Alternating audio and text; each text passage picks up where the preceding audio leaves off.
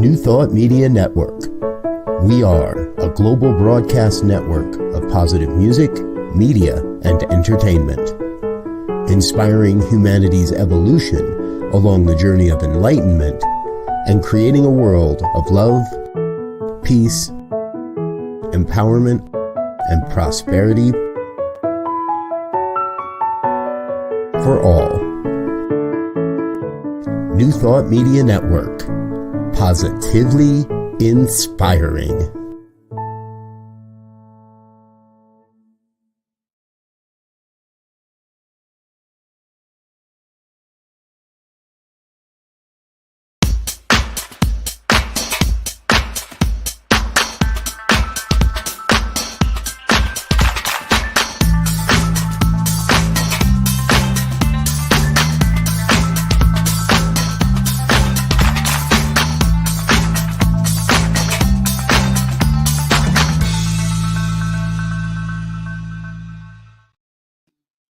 Why, hello there.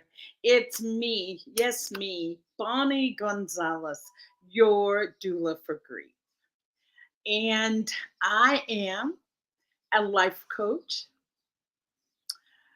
a registered nurse, a religious science practitioner, and a soul collage facilitator, all wrapped into one today to just speak to you on grief. And if you are new, if this is your first time here with me, I just welcome you. I welcome you, and I want you to know that you have come to the right place as you navigate your personal journey for grief. And if you're returning, oh, I'm so honored that we get to have another conversation together.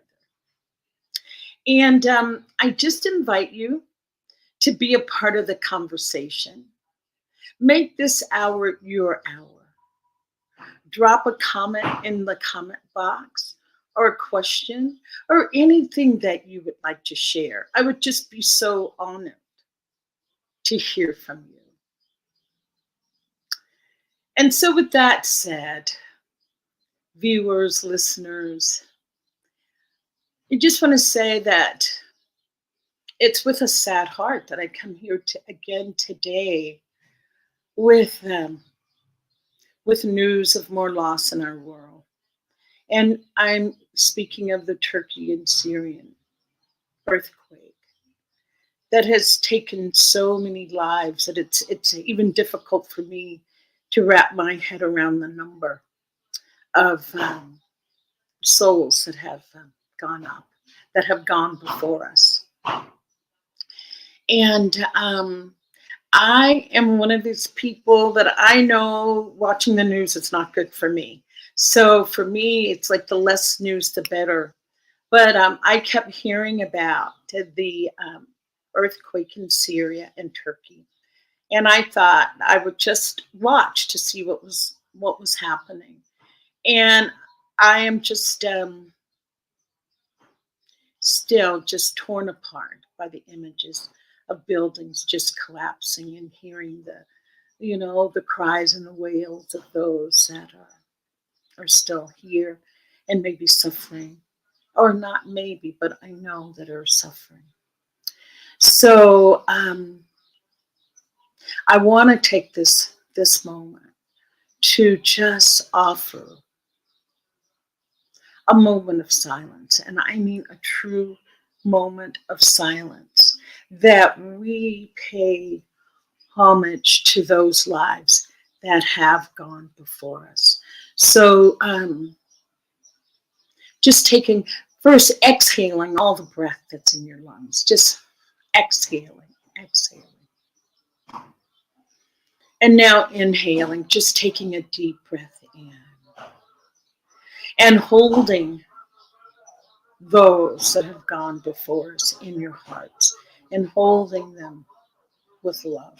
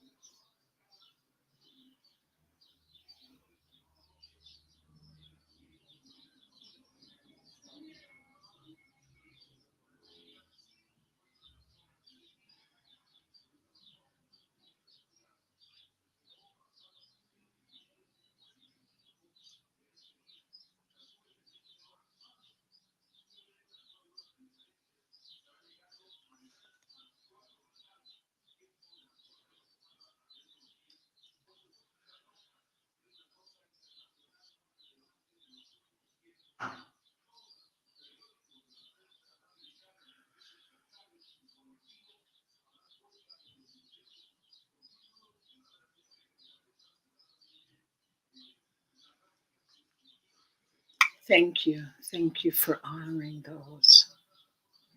Other things that you may want to do when we are moving through collective grief.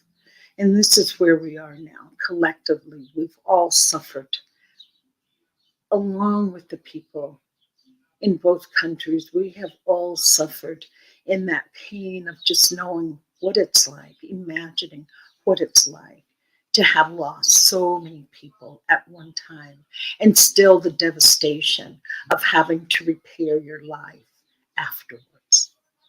So this is a time of collective grief. And one of the aspects of collective grief that can bring comfort or solace is that mourning together, that we come together to mourn the loss of those lives. And there are rituals, and there are rituals and ceremonies that we can participate in collectively together. The thing about collective grief is that we're not in it alone. We feel the energies of our brothers and sisters. And that can be a very positive thing, because so many times grief just thrusts us into this state of feeling isolated and alone. But with collective grief, we can reach out to each other, reach out and support each other. And this is one of those times I don't usually advocate that people collect money or do any of those things, but this can help with the grieving process, to be a part of maybe a relief effort, or if you wanted to have a fundraiser to send funds to that part of the world, that is something that can be done.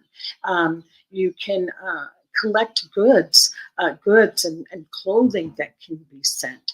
Not everything has to cost, especially if you're feeling that, oh, I'm not in that position right now. Know that there are so many other things that you can do. Reach out to relief organizations and see what help they need. Maybe they just need help packing and preparing boxes to be shipped. But just knowing that there is something that you can do. And in that doing, that does allow us to have some sense of control. Because when natural disasters happen like this, that is our first instinct. Oh my goodness. There's no control. I don't know what's going to happen next. But when you get involved in doing things to help those that are in need, that can bring a sense of solace or comfort to your own soul, to know that you have done something. And I also say, for your personal grieving, you can light a candle. That's what I've done. I've lit a candle just to honor those that have given their lives, so that us that are still here can come together in a unified manner. And I just offer this. Please, please, please limit your time in front of the television. Limit your time watching the news. How much of this can you really absorb before then your own personal energies become a little scattered or unsettled or uneasy? So be gentle with yourselves during this time. As I said, limit the amount of time that you spend watching the news. Unfortunately, the news in our cultures can just create more anxiety. I'm originally from California, and I know that earthquakes are quite common there. And I just happened to see a little snippet on the news where they were talking about the seismology of the buildings, and just really not doing anything to dispel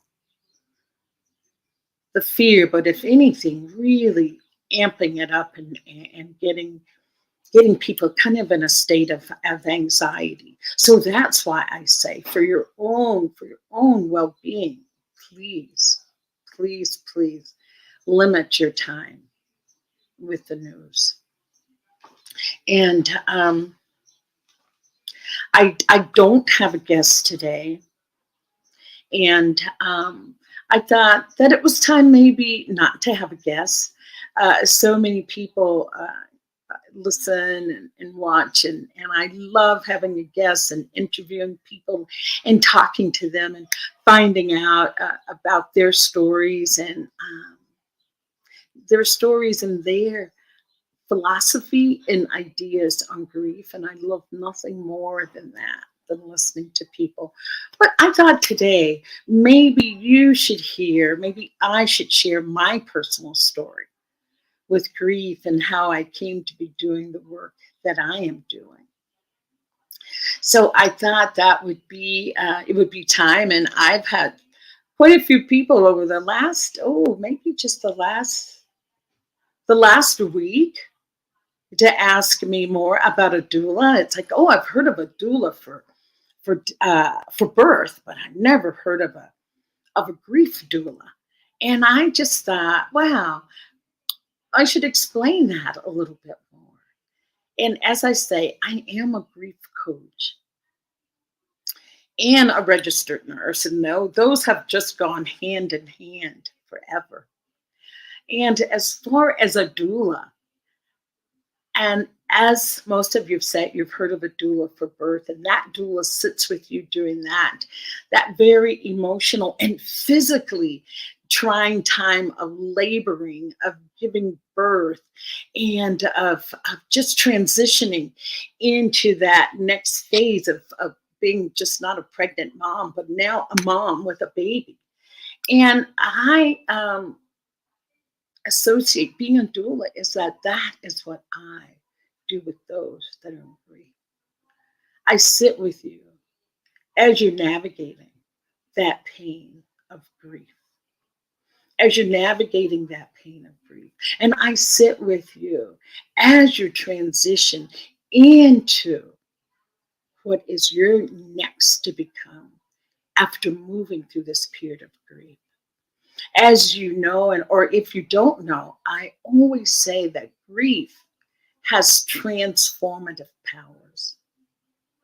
There is no way that you can go through grief or go through a period of grieving and come out on the other side as the same person. No, that is not true. You will be transformed. And that is what I do with my clients. Sit with you. I say that I hold the light to illuminate your path so that you can continue to navigate that path without getting lost in the darkness. So I hope that helps a little bit with understanding a grief doula. And when I do grief coaching, it's the same. It's one and the same, that I really offer you ways of viewing grief, ways of being with your grief, ways of being with your grief, befriending it, leaning into it, and then navigating that path to your next greatest to be. So with that, I'm going to take a break. And when I come back, I will share my story with grief and how I got to be a doula for grief. So I'll see you in a few minutes.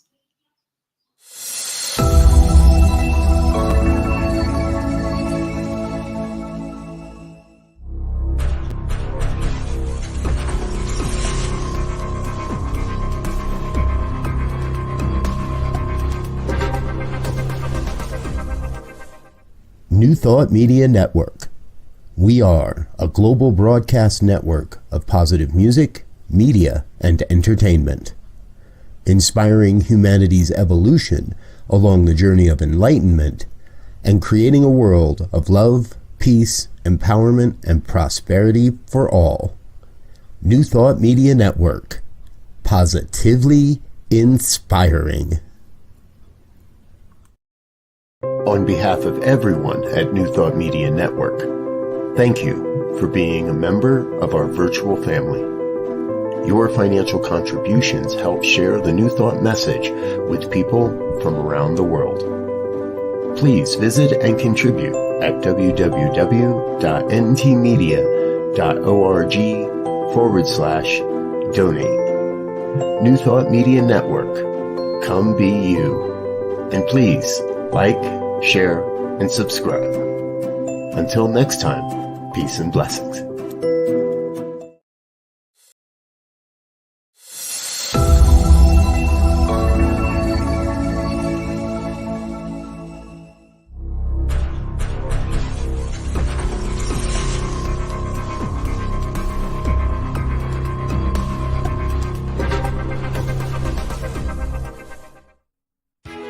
New Thought Radio, music from all your favorite New Thought artists. From Jamie Lula, Karen Drucker, Gary Lynn Floyd, Ricky Byers, Daniel Nahmod, Eddie Watkins Jr., and many, many more. 24/7 New Thought Radio, positively inspiring.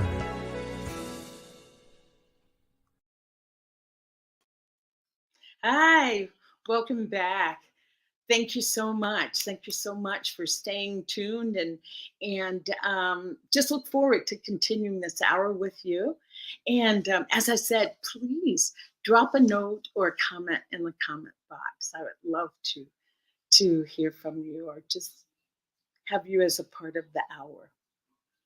So I said that I would tell you my story. I listen to everyone that comes on with their stories of grief and ideas, and I'm just always just in awe of people's story.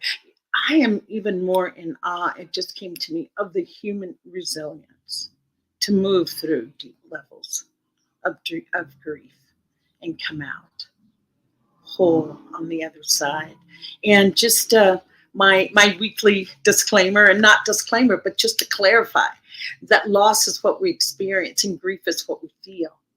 And loss shows up in so many ways: death, loss of a lifestyle, divorce, jobs, body image, so many different losses. And that's what thrust us into grief. And grief are all those emotions that we feel: sadness, loss of control, rage, intense feeling of sadness.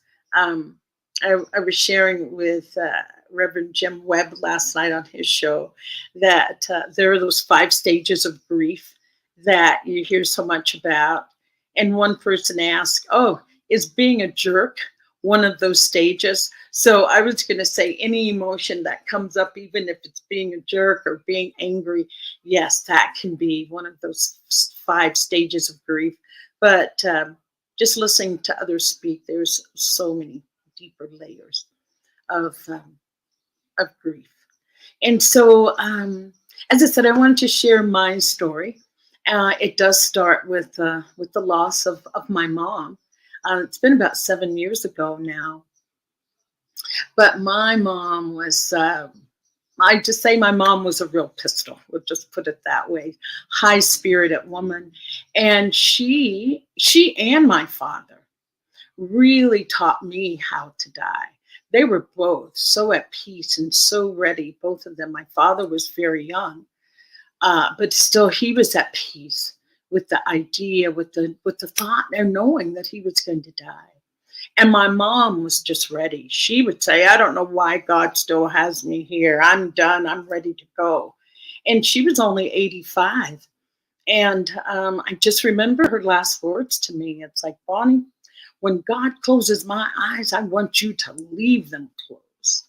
And that meant no resuscitation, none of the heroics that we all know so much about, being resuscitated or doing everything that can be done. So my mom was ready. She was ready. So her death for me was sad, but not traumatic in any way. And she died peacefully, and I got to be with her posthumously. I got to bathe her and do all those things, postmortal care with her. And so I was just at peace with my mom, just at peace with my mom's death.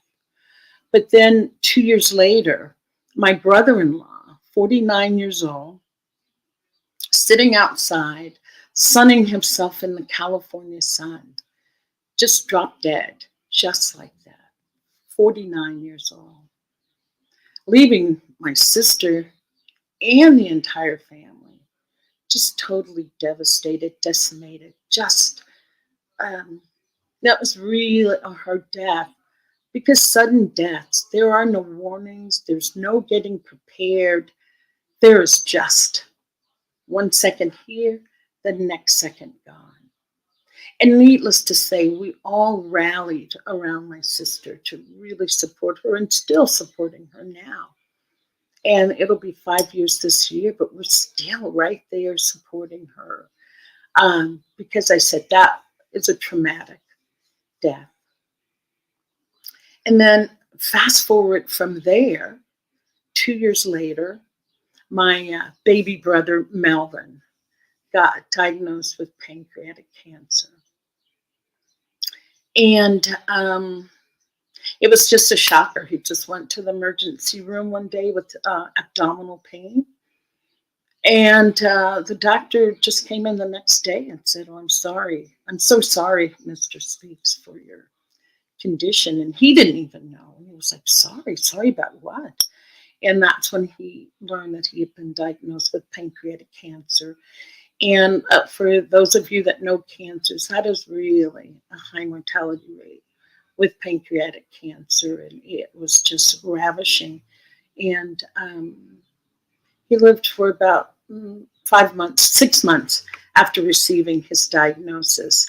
I was going to say tomorrow would be his anniversary, the anniversary date of his death on Valentine's Day. And I had a dear, sweet friend I'll never forget, who sat up to my brother died. It was on Valentine's Day. And she just said, "Oh, Bonnie, your brother died on a day that's filled with love. He was surrounded by love." And that could be nothing further from the truth. My sister, myself, and his wife were right there with him at the bedside when he took his last breath. And to lose a sibling, it's really, to lose a parent, that's expected that our parents will go before us. But siblings, that is just another whole level of loss. Another level of loss. It's almost, I use this word, a part of my own personal history that felt like it was erased with him going. It's like, wow, his death left a hole in my heart big enough to walk through. And everything that I've gone through with him, and I got to be there when he received his diagnosis of being terminally ill, to the actual death, and that he was taken from his home for cremation. So that death just really stayed with me, and I had a good support system. I was in practitioner training studies in class, and just really had a lot of good support from classmates and prayer partner and the instructors of the class. So I felt truly supported during that time. And so my brother died in February, and then in the middle of the summer, June, July, for various reasons, my husband and I packed up, gave all our things away. We gave most of them away and moved to Ireland. And it's like Ireland. It's like, yes, I have a daughter that lives in Ireland, and I don't know, it's just this a voice. And I don't even use this term, the voice of God, but it was a voice in the middle of the night that said, "Oh, Bonnie, just give everything away. Go to Ireland, live in the countryside with your daughter, Kelly, and her husband and baby." And the thing about that, it was the middle of the pandemic of all times to go. But none of that even weighed heavy in my psyche. It was just, okay, it's time to go. Various reasons, as I said, I won't go into it here. But just that it felt like it was just time to go. And so we went, and we were in Ireland during the pandemic, and being in the Irish countryside. Oh, if you have to be on lockdown, if you have to be restricted in your movements and activities, there is no other place that's more beautiful than Ireland. We were in the Irish countryside, and not a little town, it's the second biggest town in Ireland. It's called Drogheda. And we were out in Termafeckin and just really enjoying it. And then I just received a call one day. This was in December, so we'd been there for 3 months in Ireland, and received a call from my sister, Crystal, who said, "Oh, Linda, that's our oldest sister. She was in a convalescent home, or skilled nursing." And she said she'd just gotten a call from the skilled nursing facility that Linda had a cardiac arrest, and they were working on her, and that she would call me back and let me know what was going on. So every minute felt like a year, and I'm sure it was less than 5 minutes. And I just couldn't wait another second, and I called her and I said, "Well, what's going on with Linda? What's going on with Linda?" And she said, "She didn't make it." It's like, what do you mean she didn't make it? It's like she died. She had a sudden cardiac arrest, just out of the clear blue. She had been ill and on dialysis, but not in any grave condition or on life support, any of those things, but just that she died. And it was the middle of the pandemic. There was no going back to the US to go to a funeral or have a funeral. There wasn't anything. It was just this devastation. And I remember just feeling just numb. You know, when we talk about grief and people talk about numbness, I just felt numb. I felt so numb. I just remembered my last conversation with her. It was on a Sunday and she died on a Thursday. But I just remember our last conversation, and she was just very, very tearful and just crying, just not even crying, just sobbing. And my husband was sitting there with me, Tito. And Tito was saying to her, "Oh, Linda, please don't cry. Please don't cry." And I just remember feeling like,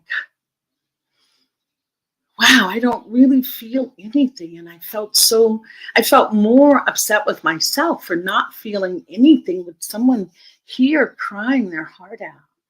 And so I said to her,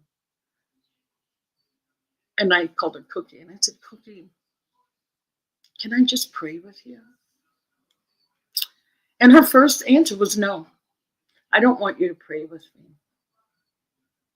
She says, "You can pray for me, but I don't want you to pray with me." And that was our last conversation. And I said I would pray for her, which I did. And then just imagine, 3 days later, I get the call that she's gone.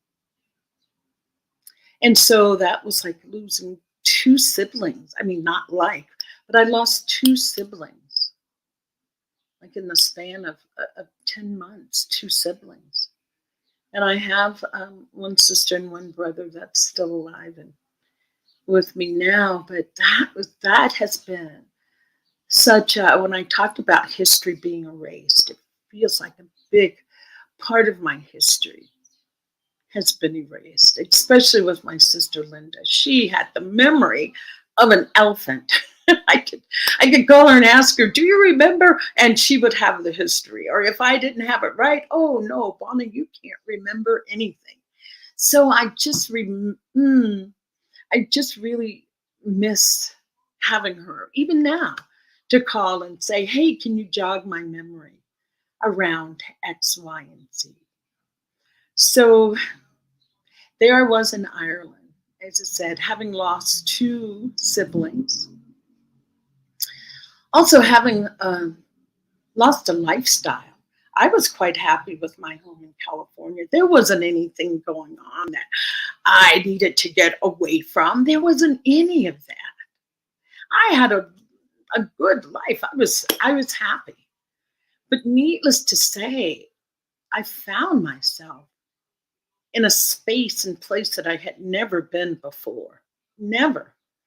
I found myself not finding joy in the things that I used to find joy in, not being content or truly happy. I just felt this just hollowness, a numbness.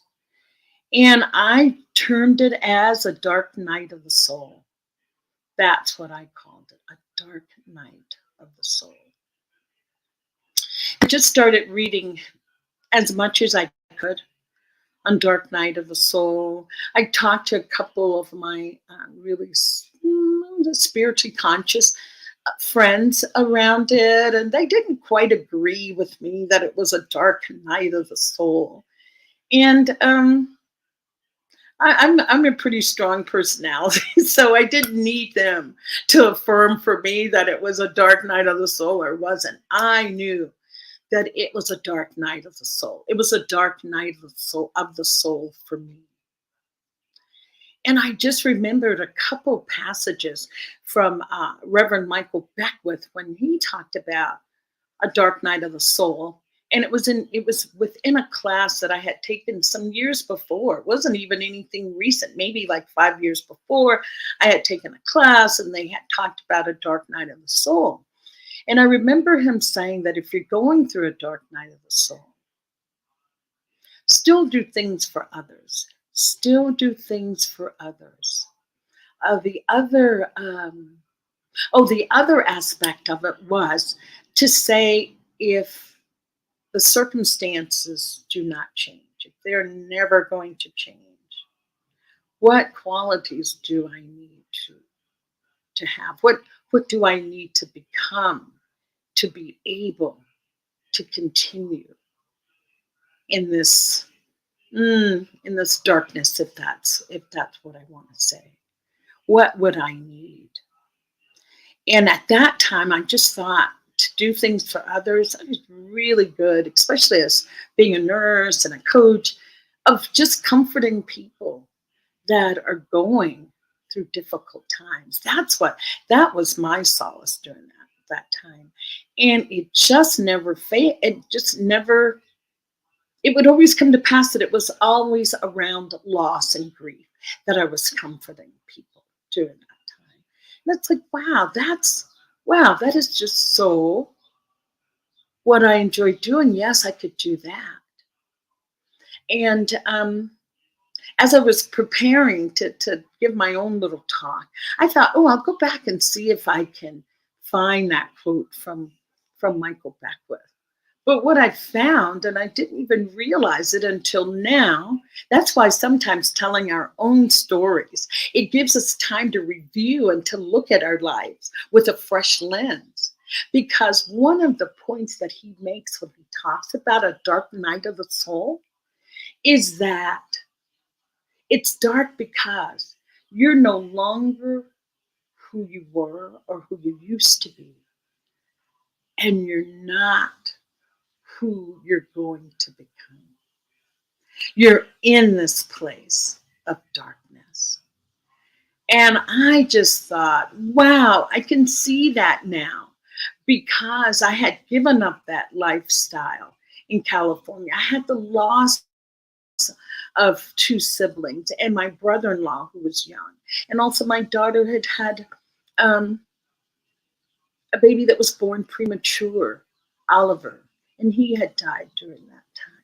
So it's like, yes, I can see that I was no longer who I had identified with and who I thought I was, and the morphing in to a new person, bringing that forward with me, that yes, that's still a part of me. And I say it was during that time and shortly after that gave birth to Your Doula for Grief. That it was with this darkness, being in that dark time one. So when I say that grief is transformative, I speak from personal experience and personal knowing that yes, there is a transformative power that only grief holds.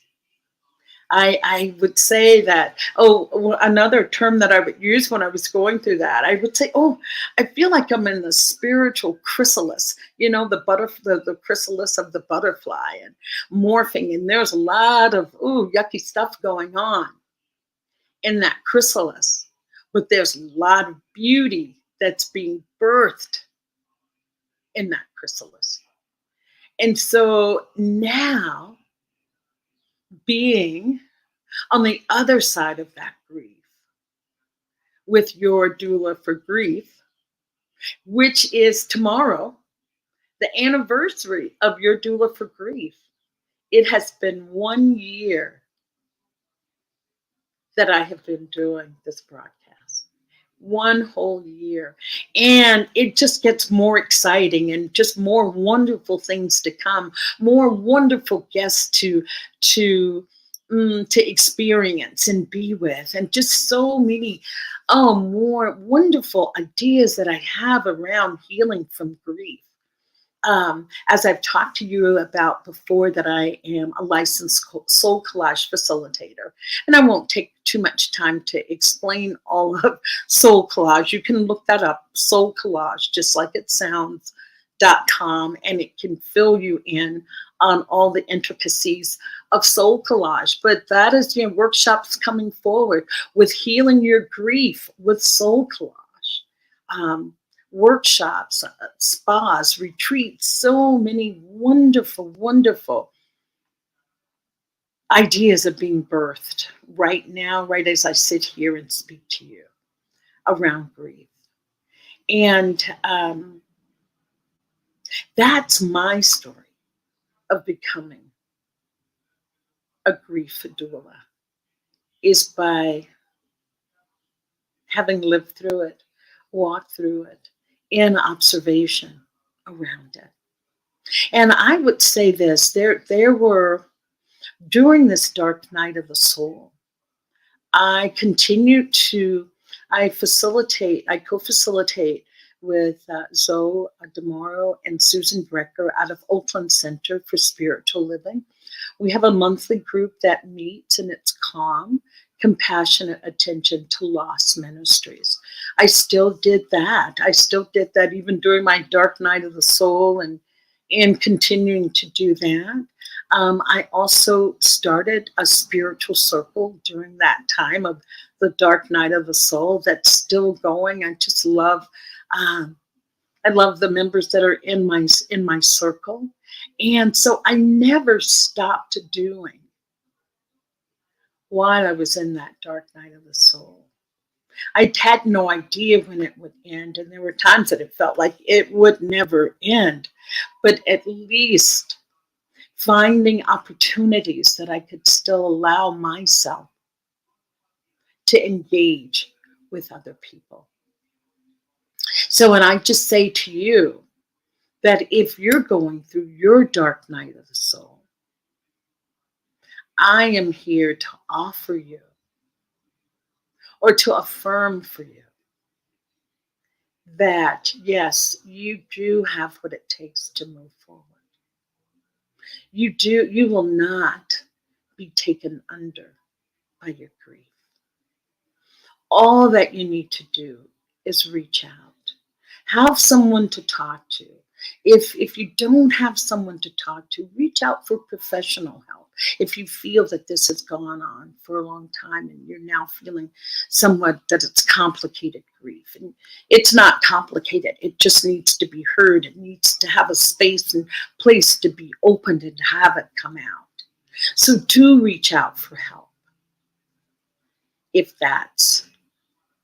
you're feeling you don't have someone to talk to.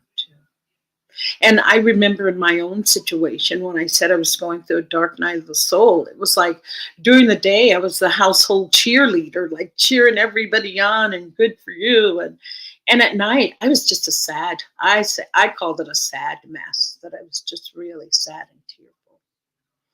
And sure, I wish that I never had to go through any of that, but I have gone through it. And now, seeing the gift that was there, the gift of the beauty of that. And I want to take a break, but right before we take a break, I'm going to have to jiggle things here a minute. I want to just read you something. And the reason I want to read it is because I feel that it talks it addresses so much the transformative power or the transitional parts of grief. And so this is from Ayala Van Zandt, Acts of Faith. And it starts with, those who don't know how to weep with their whole heart don't know how to laugh either. Golda Meir. When we lose a loved one to death or in a long-term relationship, it is perfectly normal to grieve. We must honor and recognize each stage of the grief and every emotion we have. There will be shock, denial, anger, confusion, fear, helplessness, numbness, and eventually acceptance. There will be a point when we do not know what to do, but we want to do something. At that point, we must understand and accept there is no death. There is no end. There is only transformation. Our loved one now exists in a new time, a new place, a new reality, and so do we. The relationship as we know it has been transformed from the physical to the spiritual, from marriage to separation, from loveship to friendship. It has not ended. It has changed. When we allow ourselves to grieve, we release the negative thoughts and emotions that make it easier to accept the change. When we do not grieve, we get stuck. Grief is natural and normal and to be expected. We owe it to ourselves and the memory of the relationship to grieve and cleanse our soul.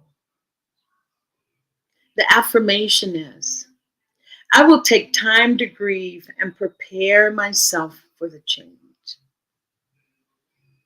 And the reflection is, if you were talking to a Martian, how would you describe grief?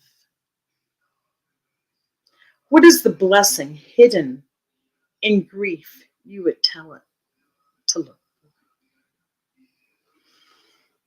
Yeah, so just take a minute and let those words just wash over you.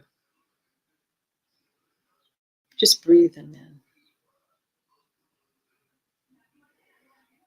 And with that, we will take a break and come back. And that is my story on how I became your doula for grief. New Thought Media Network. We are a global broadcast network of positive music, media, and entertainment. inspiring humanity's evolution along the journey of enlightenment, and creating a world of love, peace, empowerment, and prosperity for all. New Thought Media Network. Positively inspiring.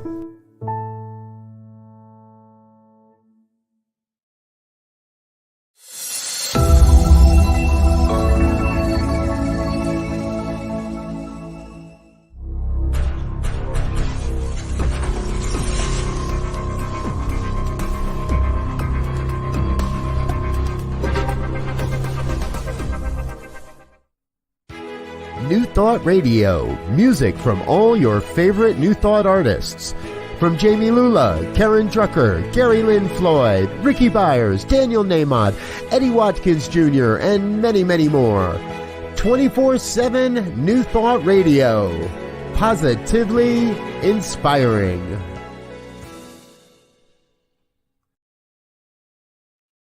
Hello. Welcome back. I am still your doula for grief, Bonnie Gonzalez. And I am living here right now in Jalisco, Mexico, in Ajijic, Mexico.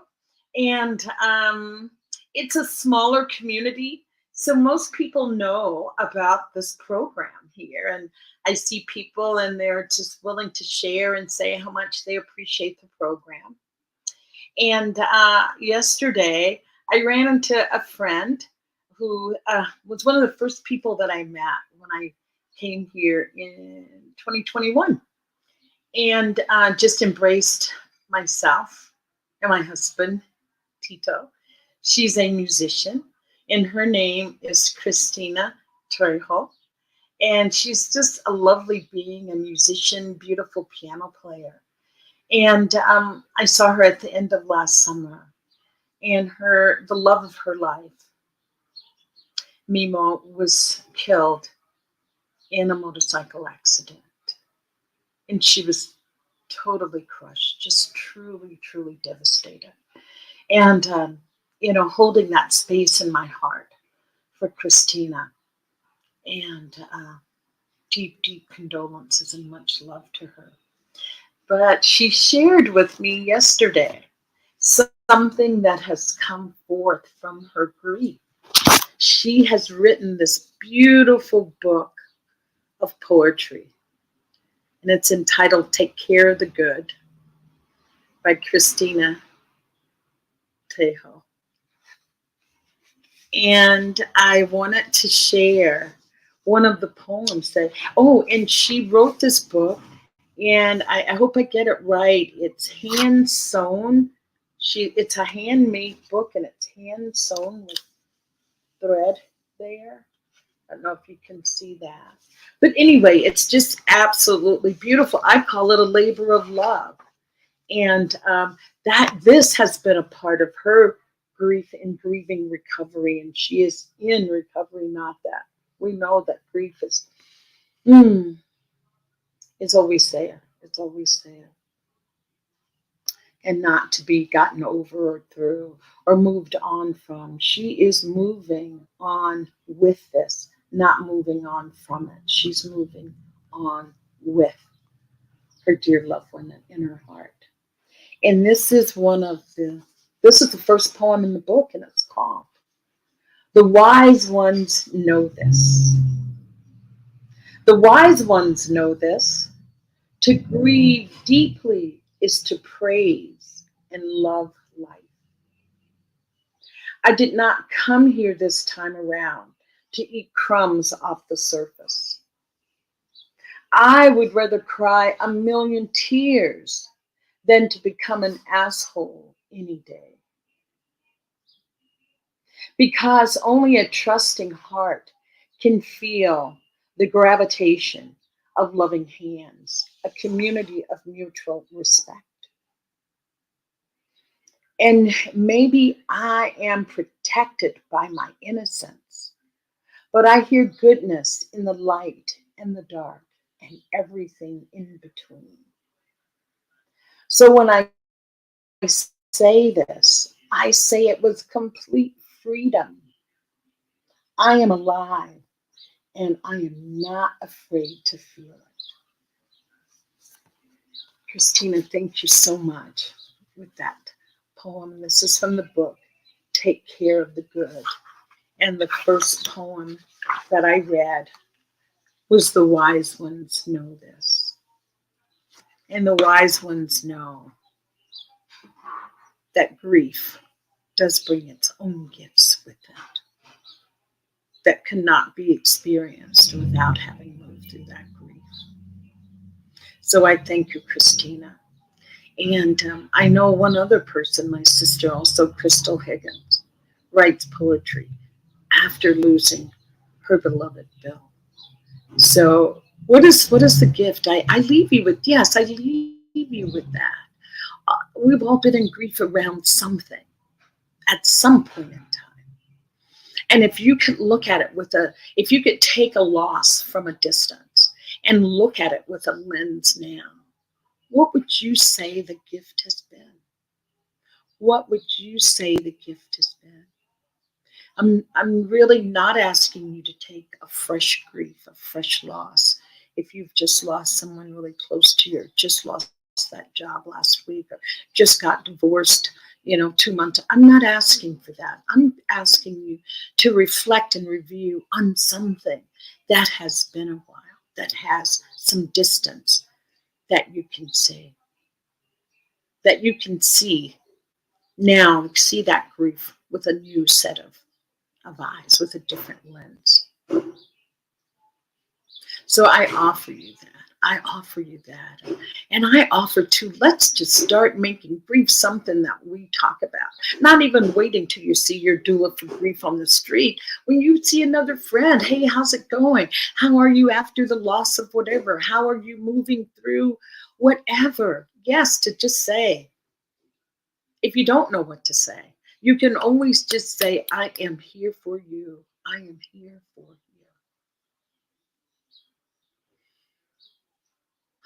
So with that said, I would like to offer some upcoming information. I am going to be presenting at the Vista conference that's going to happen on February 20th through the 23rd, 2023. And that's not next week. It is next week. Oh my gosh, it's next week. Yes. So I am going to be presenting on February 21st at 1:45, and that's Mountain Time. So here Central 2:45, and wherever you are, figure out the time difference from 1:45 Mountain Time, Pacific Coast, it'll be 12:45. So please join me. I'm going to be presenting on the healing and the transformative powers of grief. I ask that when you attend my workshop, bring a candle, bring a journal, and bring something that's going to be used as your grief touchstone. Okay? So that is Vista Conference, and that's coming up on February 20th through the 23rd. Joe, I don't know if you have the banner, but I also, as I said, I talked about in my story, co-facilitating CALM, Compassionate Attention to Loss Ministries.